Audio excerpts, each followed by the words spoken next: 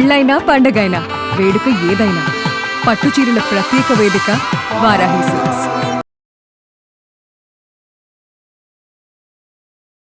చక్కెర పొంగల్ చేసి చూపిద్దాం. తప్పకుండా అండి. మామూలుగా చక్కెర పొంగలి అంటే పంచదారతోటి చేస్తామని, పాలు పోస్తామని, ఇలా రకరకాల విధానాలు ఉంటాయి. మాది ఒక ప్రత్యేకమైన విధానం.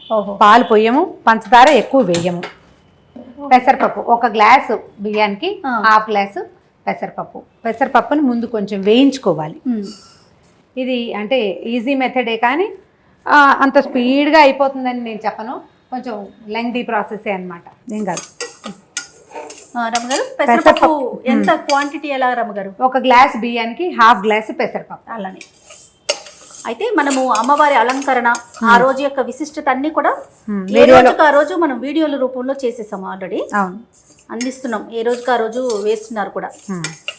అంటే రాజరాజేశ్వరి దేవి అపరాజిత దేవి అంటే ఈ 10వ రోజున ఇప్పటిదాకా 9 రోజులు ఏ దీక్ష చేయలేని వాళ్ళు ఈ రోజున 10వ నాడైనా విజయదశమి నాడైనా అమ్మవారికి శ్రద్ధాభక్తులతో నమస్కారం చేసుకోవటం, ఓ దేవాలయ దర్శనం, ఎవరికైనా ఏదైనా చిన్న దానం అలాంటివి చేస్తే మంచి ప్రయోజనం లభిస్తుంది. ఇవాళ ఏ పనైనా మొదలు పెట్టుకోవచ్చు. కొత్త పనులు మొదలు పెట్టచ్చు, అక్షరాభ్యాసాలు చేయొచ్చు, కొత్త వెహికల్స్ కొనుక్కోవచ్చు, అన్నీను పెళ్లి సంబంధాలు మాట్లాడుకోవచ్చు, సమస్తమైన వ్యాపారాలు మొదలు పెట్టడానికి అన్నిటికీ కూడా చాలా మంచి రోజు. ఇవి ఎలాగండి? దోరగా వేయించుతున్నారా? కొంచెం దోరగా వేయించుకుంటే పెసరపప్పు, వేగిన పెసరపప్పు ప్రత్యేకమైన రుచి.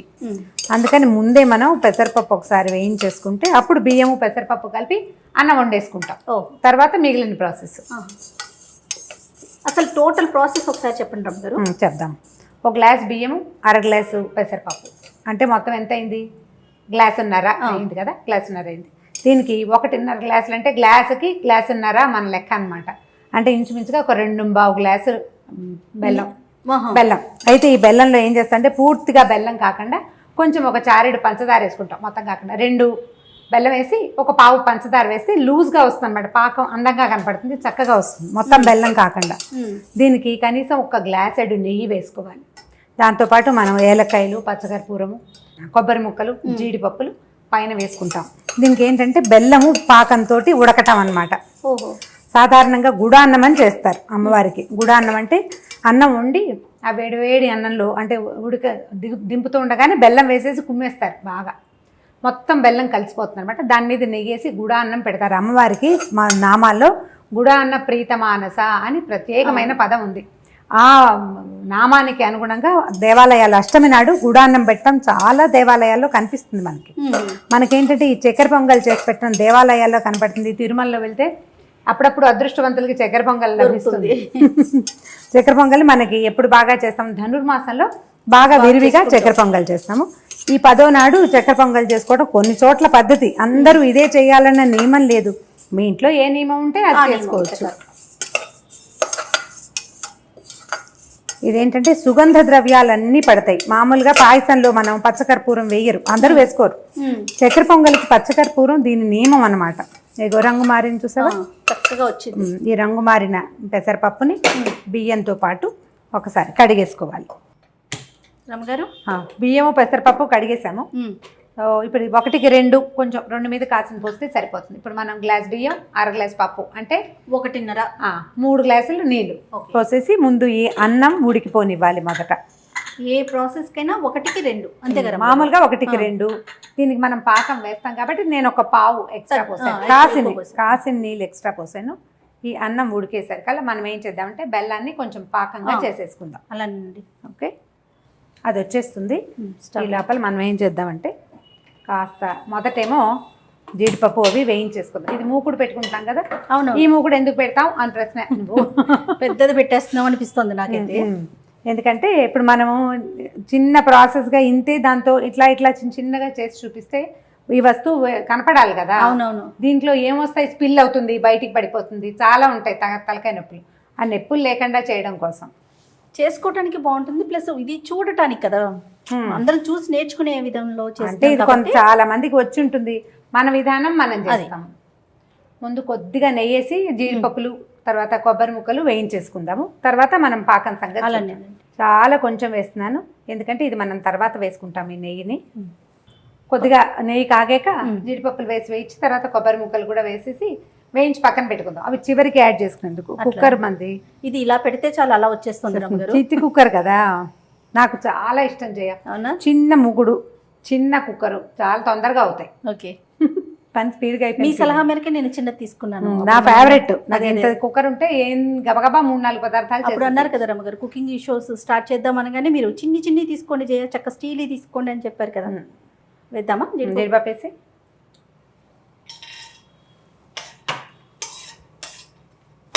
అమ్మగారు ముక్కలు చేస్తారు అని ఫీల్ అవుతారు చూడండి. అది మన ఇష్టం. అదే మీరు పెద్ద పెద్ద ఫుల్ జీడిపప్పులు వేసుకోదలుచుకుంటే ఈ ఛాయిస్, కానీ నా ఛాయిస్ కాదు. నాకు కూడా ఇలా అయితేనే కొంచెం బాగా వేగినట్టుగా తినడానికి టేస్టీగా ఉన్నట్లు అనిపిస్తుంది. అంటే నా ఇంట్లో 10 మంది ఉంటే 10 మందికి తలా ఒక ముక్క అయినా వస్తుంది. అందం కోసం పెద్ద పెద్ద పప్పులు అయితే కొంతమందికి వచ్చాయి, మిగిలిన వాళ్ళకి రావు కదా. అవును, ఎందుకు ఇవి బాగా వేగినట్టు అనిపిస్తాయి రమ్మగారు కట్ చేయటం వల్ల. ఏమేమంటారు? కప్పిస్తే తీసేసి వచ్చేస్తాయి క్షణం కదా ఇవి రావడం. నెయ్యి కాగితే చాలు అయిపోతున్నట్టు. మా వైపు అయితే ఇంకా బుజ్జి బుజ్జి ముక్కలు చేస్తారు ఇవి. అవునా? ప్రసాదంలో ముద్దకి వచ్చేలాగా అన్నమాట. ప్రతి స్పూన్కి జీడిపప్పు రావాలి, కొబ్బరి ముక్కలు వేసేసి.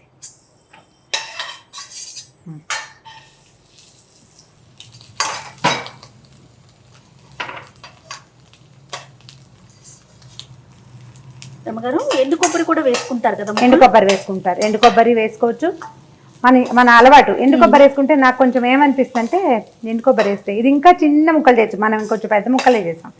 ఎండు కొబ్బరిలో ఒక రకమైన ఆయిల్ టేస్ట్ ఉంటుంది. అవును, ఒక్కొక్కసారి అది పాత కొబ్బరి అయింది అనుకో మనకు తెలియదు కదా, అందుకని నేను ఫ్రెష్ కొబ్బరి ప్రిపేర్ చేస్తాను అమ్మవారి కోసం. అయితే ఇవి కూడా వేయించుకున్నాక పాకం పెట్టాక అప్పుడు పాకం వేసేసుకోవచ్చు మనం.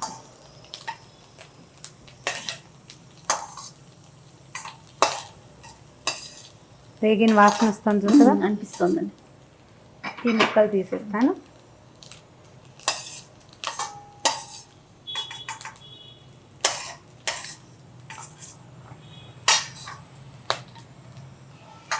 వీటిని విడిగా తీసేసుకుని సిమ్లో పెడదాం. ఈ స్టవ్ కొంచెం పెద్దది కదా. అవునవును, త్వరగా అయిపోతుంది. త్వరగా అవుతుంది, తొందరగా కాలిపోతుంది కూడా. మాడటానికి కూడా ఛాన్స్ ఎక్కువ ఉంటుంది. అవును, అక్కడ ఒక 2 ముక్కలు చూడండి.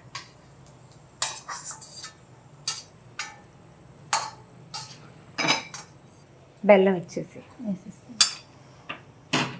కొద్దిగా నెయ్యి ఉన్నా అంత అనుమానం పడక్కర్లేదు, వేసేసుకోండి. కొంచెమే పంచదార వేసాను, మీకు కనిపిస్తూ ఉంటుంది. అవును, మొన్న ఒకరు సలహా చెప్పారు ఆర్గానిక్ బెల్లం వేసుకోండి, అందులో ఇసుకుండదు అని. అందుకని జాగ్రత్తగా అదే బెల్లం తెప్పించాం కాబట్టి ఇవాళ వడపోయట్లేదు. కొద్దిగా నీళ్ళు పోసి దీన్ని పాకం రానిద్దాం. చాలా పోయట్లేదు, సుమారుగా అంటే మనకు ఒక 1/2 గ్లాస్ నీళ్ళు పోసి సరిపోతుంది. పంచదార వేసాం కదా, కొంచెం అడుగు పట్టినట్టుగా ఉంటుంది, ఏం అవ్వదు, బాగానే ఉంటుంది. ఇది పాకం రానిచ్చుకోవాలన్నమాట. ఇది నిదానంగా సిమ్లో పెడితే పంచదార వల్ల పట్టేస్తుంది. పంచదార వల్ల పట్టేస్తుంది, పర్వాలా పైన వేసుకోవచ్చు. అదే ఒక నిమిషం ఆగితే వదిలిపెట్టింది. మూకుడు వేడిగా ఉంది కదా. అవునవును, అంచేత ఇందులో ఉన్న కనపడుతున్నవి మీకు జీడిపప్పు ముక్కలు, కొబ్బరి ముక్కలే, ఏం పర్వాలేదు, వాటి మీద ఆలోచించక్కర్లేదు.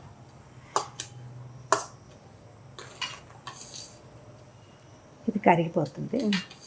మన కుక్కర్ వస్తే సరిపోతుంది. ఈ కనపడుతున్నవన్నీ కూడా జీడిపప్పు వాటి తాలూకు రెసిడ్యూవే, అంత కంగారేం లేదు. నలకలు ఉన్నాయి వడపోయండి అని చెప్పక్కర్లేదు నాకు. ఏ బెల్లమైనా రమ్మగారు కొంచెం మనకు చూస్తే అర్థమవుతుంది. అసలు మన మామూలు బెల్లంలో ఖచ్చితంగా వడపోత ఉండాలి. నేను మనం చేసినప్పుడు చూసాం కదా. ఇప్పుడు అవసరం లేదు, ఇది బాగానే ఉంది. కాకపోతే ప్రతి వాళ్ళు ఆర్గానిక్ బెల్లము అవి వెతుకుని కొనగలరా? అది కొనలేరు కదా, మన వీలుని బట్టి. ఇప్పుడు మామూలు బెల్లం కొనుక్కుంటే వడపోసుకుంటే అయిపోతుంది అంతే. అవును, వేడి తగిలేసరికి పంచదార చూడు పాకం వచ్చేస్తుంది గట్టిలాగా. దాన్ని ఒక 2 నిమిషాలు వదిలిపెట్టేద్దాము, పాకం రానిస్తే సరిపోతుంది. అట్లా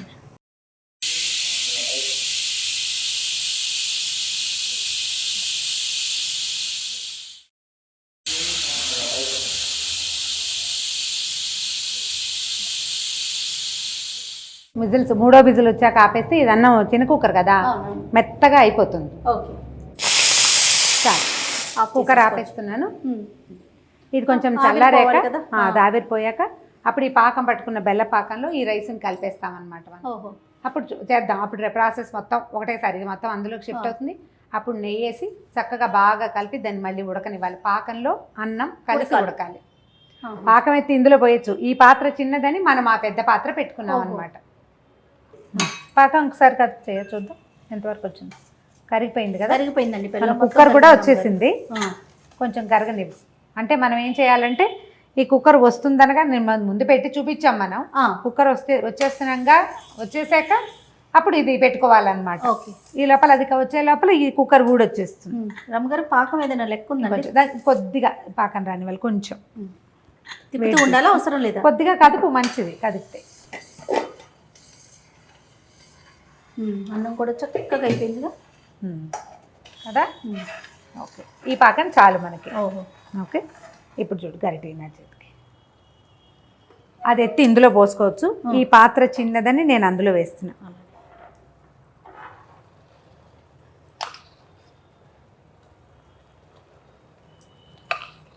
కొంచెం మెత్తగా ఉడికింది చూసామా. ఇప్పుడు బాగుంటుంది అన్నమాట. 3 విజిల్స్ రానిస్తేనే మంచిది. పప్పు కూడా వేగిన పప్పు కదా, పెసరపప్పు వాసన డిఫరెంట్గా ఉంది చూడు. అవును. ఒకసారి కదుపు. దీన్ని ఏం చేద్దామంటే చిన్న స్టవ్ మీదకి మార్చుకుందామే. ఆ స్టవ్ పెద్ద దాంట్లో ఉంది కదా. ఓకే, కొంచెం కొంచెం ముందు పెట్టండి. గిన్నె కొంచెం వంకరగా అనిపిస్తుంది. రైట్. ఇప్పుడు నా చేతికి. ఇప్పుడు మనం నెయ్యి పక్కన పెట్టుకున్నాం కదా. మొదట ఏం చేసాం, చాలా కొంచెం నేతిలో వేయించాం కదా. ఇప్పుడు ఫుల్గా వేసేస్తున్నాను. వేసి మళ్ళీ అవసరాన్ని అడుగంటుతోందని అనుమానం వచ్చినప్పుడు వేసుకుంటాము. ఇది కొంచెం నెయ్యితోటి చేసుకోవచ్చు, నెయ్యి మరీ ధారాళంగా వేసేసుకోవచ్చు. నేనైతే ఒక గ్లాస్ అంటే గ్లాసున్నర, మొత్తం డబ్బాన్నర చేస్తాం కదా, గ్లాసున్నర చేస్తాం. ఒక 3/4 గ్లాసు నెయ్యి పెట్టుకుంటాను. ఏం నెయ్యి పడతారు అమ్మగారు? ఆవు నెయ్య? మామూలు నెయ్యి చేయ. ఆవు నెయ్యి ఏం పెద్ద ఆవు నెయ్యి అంటే కొంచెం కార్తీక మాసాల్లో దీపారాధనకే కానీ మామూలు నెయ్యి. ఇది కుక్కర్లో చేసేసుకోవటం వల్ల కొంచెం చకచక అయిపోతుంది. అన్నం ఈవెన్గా అవుతుంది, అనుమానం లేకుండా. లంప్స్ లేవు, ఎక్కడ గడ్డలు లేవు, చూసావా. అండ్ రెండోది, మనం బెల్లంతో పాటు కొంచెం పంచదార వేసాం. దానివల్ల ఈ లూజ్ వస్తుంది అనమాట. కొద్దిగానే షుగర్ వేస్తాం, చాలా వేయము. 2 పావులో 2 గ్లాసులు బెల్లం వేసి 1 పావు పంచదార, అంతే. మనం వదిలేస్తే మెల్లిగా చిన్న చిన్న హోల్స్ పడి బబుల్స్ వస్తాయి లోపల నుంచి. అంటే పాకం వచ్చేస్తున్న సూచన అనమాట. బుడగలు వస్తున్నాయి చూడు. వచ్చి మనం వేసిన నెయ్యి ఆ పాకం పట్టుకుని వదిలిపెట్టేస్తుంది అనమాట. వస్తుంది. బుడగలు వస్తే ఇంకొక క్షణం బుడగలు రానిచ్చి నెయ్యి పైకి కనిపించాక మనం ఇది ఆపేసేయచ్చు. మనం ప్రసాదం వడ్డించే సమయానికి కొంచెం దగ్గరగా వస్తుంది. ఇప్పుడు కనిపిస్తున్న కన్సిస్టెన్సీలో ఉండదు, ఇంకొంచెం చిక్కబడుతుంది అనమాట. పాకం బాగా బిగుస్తుంది, అన్నానికి పట్టుకుంటుంది బాగా. ఇప్పుడే మనకు గుమగుమలాడుతుంది చూడు, వాసన బాగా వస్తుంది. దీనికి చక్కెర పొంగలికి ప్రత్యేకమైన అరోమా మనం ఏది యాడ్ చేసుకుంటాం, దీనికి సుగంధం కర్పూరం, పచ్చకర్పూరం, అంతే. దీనికి ఏంటంటే ఏలక్కాయలు, పచ్చకర్పూరం, దీని రుచి. ఇది పూర్తిగా దేవాలయపు వాసన రావాలంటే పచ్చకర్పూరం పడితేనే ఆ స్మెల్ వస్తుంది అన్నమాట. చాలు చేయచ్చు చూడు. అవునండి. ఒకసారి గరిటతో కదిపి చూపించిన నీకు.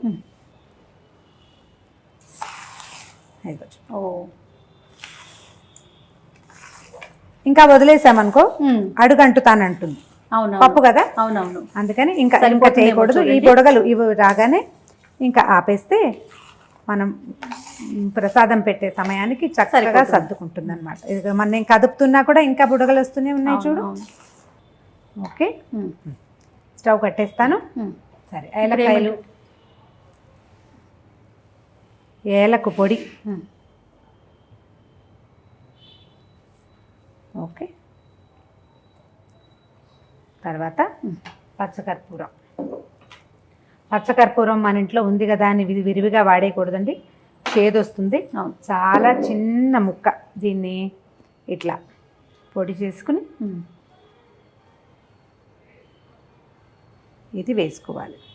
సరిపోతుంది రమ్మగారు? ఎక్కువైపోతుంది. ఇప్పుడు జీడిపప్పులు ఇచ్చేసి చాలా చిన్న ముక్క. మనం ఇప్పుడు ఈ పండగ రోజుల్లో అమ్మవారికి తాంబూలం సమర్పిస్తాం కదా. ఈ తాంబూలంలో కూడా ఒక ఏలకాయ, ఒక లవంగము, కొద్దిగా పచ్చకర్పూరము పెట్టి సమర్పిస్తారు. జాజికాయ అవి కూడా ఇస్తారు. అవునవును. కొబ్బరి ముక్కలు ఇచ్చేసి, కొబ్బరి ముక్కలు ఇవి మీరు ఎండు కొబ్బరి కావాలంటే ఎండు కొబ్బరి వేసుకోవచ్చు, లేదా పచ్చి కొబ్బరి అలవాటుని ముక్కలే. బట్టి. మన అలవాటు, మన నచ్చటాన్ని బట్టి. ఒకసారి పచ్చి కొబ్బరి ముక్కలు ట్రై చేసి చూడండి, నచ్చితే చేసుకోవచ్చు. నీకు ఇప్పుడు పచ్చకర్పూరం వాసన చూసావా ఎట్లా వస్తుందో? కమ్మగా.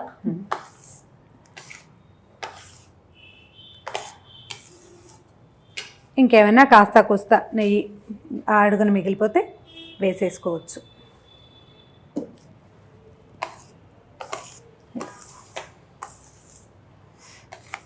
రెడీ మన చక్కెర పొంగలి. దీంట్లో పాలు పోసే విధానాలు ఎవరి చాయిస్ వాళ్ళది. మేం చేసే పద్ధతి ఇది. ఇప్పుడు చూడు, పాకం వచ్చిన ధోరణి చూడు ఎలా కనపడుతుందో నీకు. అది కరెక్ట్ పాలు అన్నమాట. బౌల్ తీసుకోవచ్చా?